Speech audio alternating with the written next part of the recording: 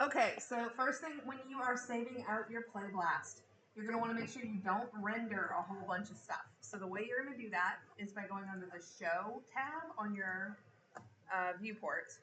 It has this playblast display. If you haven't used it before, you're going to have to hit Override, because it also has the same settings under here, but we actually want to see a bunch of the stuff in the viewport. So we're going to say Override Viewport. Now, I wish this menu was a little more intuitive, but every time you use it, you're going to basically, it's going to disappear. And you'll have to keep kind of clicking back to where I'm going here. But this lets you turn off everything that's going to render when you render a playblast. So it makes it really, really easy to set that stuff. And it should stay that way for you. So stuff you're probably always going to want to turn off is going to be things like lights. That's not turning off the actual, like if you put any kind of lights in your playblast, the light it casts, it's just going to turn off the physical, like the little geometry looking light that shows in there. So you can turn off lights.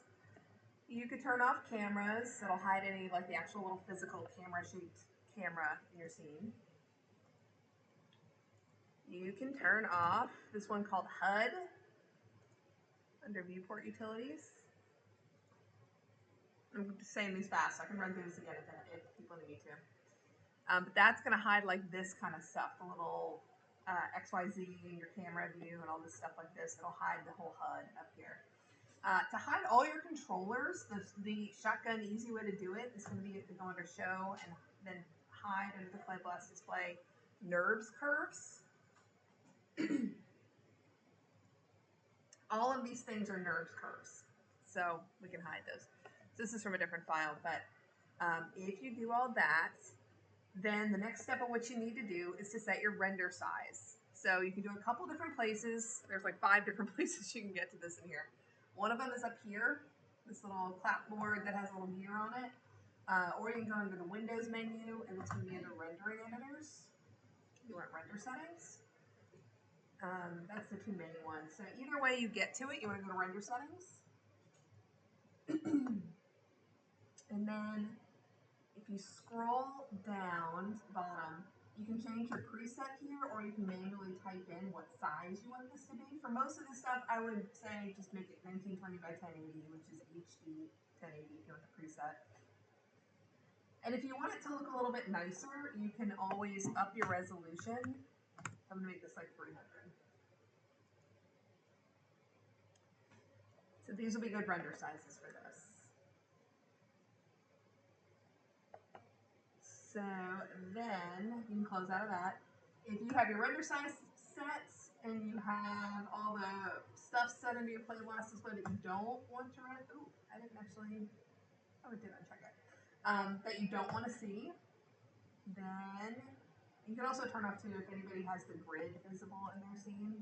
This is how you turn off that grid. But then you can go under playback, which I think you only get under the, you only get if you're under the animation menu up here.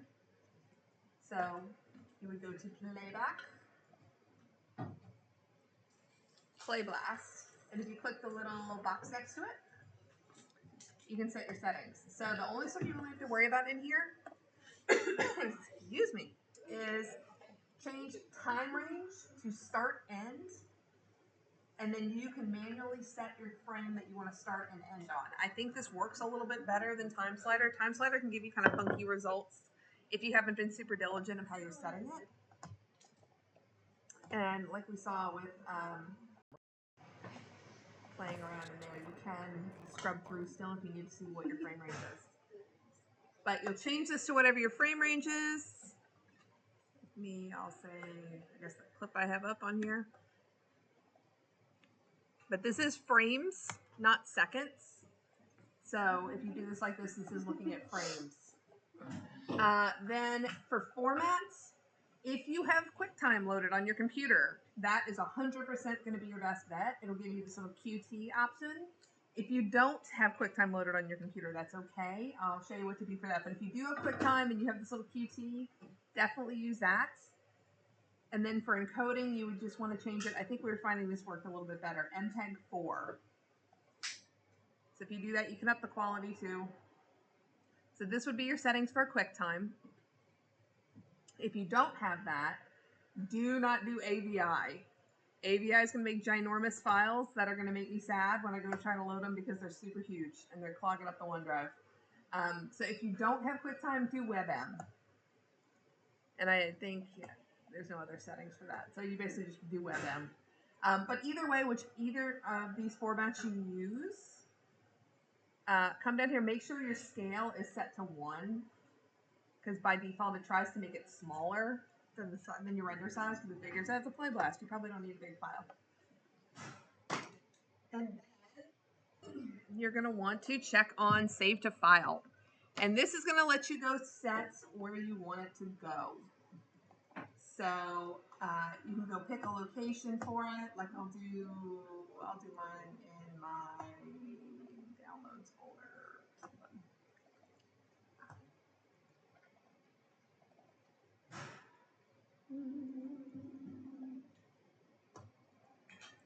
I'll save it here. So you give it a name and say save. And then if you say playblast, it'll run it and close this. Apply. We'll keep it open. But then it'll run through your stuff. It's after 6. What am I? And spit out a playblast. It's after 6. What am I, a farmer? So if you set your settings like that, you should get pretty decent render settings like this. Farmer? It's after 6. What am I, a farmer? It's after and this 6. stuff, like the title only shows up in Windows Media Player. What am I, a So farmer? that is definitely how I would recommend go through and save your playblast if y'all were not able to yet. I'll give everybody a minute to get those in there. A lot of people ran into this where they were like, I saved my playblast, I did everything, but I don't know where it is. Click the little file folder here and actually go like, by default, it's going to try and save it under your Maya defaults, like that, which is fine, but you can always just go double check where it saved it. Does anybody have any questions on the playblast? Cool.